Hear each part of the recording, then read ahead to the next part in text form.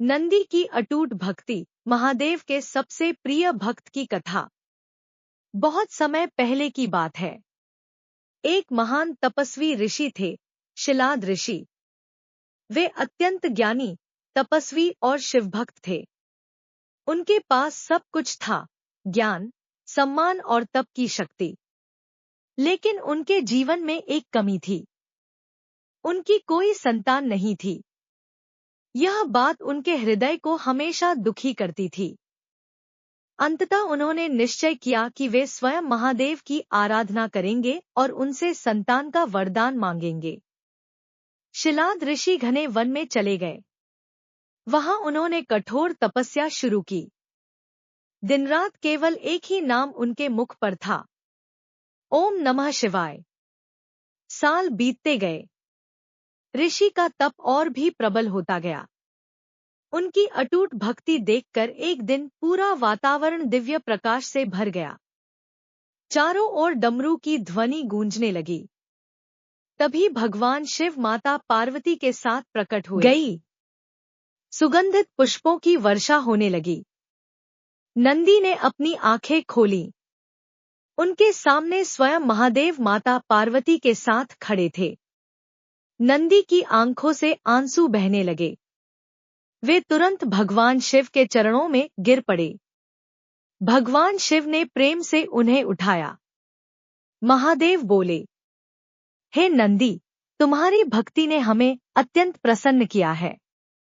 तुमने भय को भक्ति में बदल दिया। तुमने मृत्यु को विश्वास से जीत लिया। आज से तुम्हें मृत्यु का कोई भय नहीं रहेगा। तुम अमर रहोगे। नंदी की आंखें आनंद से भर गईं।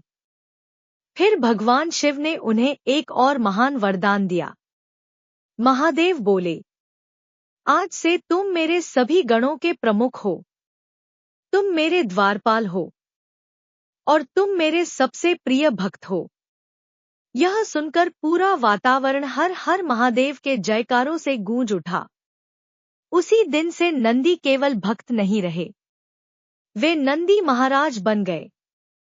महादेव के सबसे प्रिय, सबसे निकट, सबसे विश्वासी।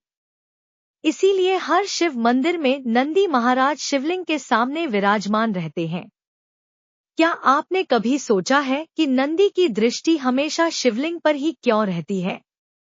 इसके पीछे बहुत गहरा संदेश छिपा है।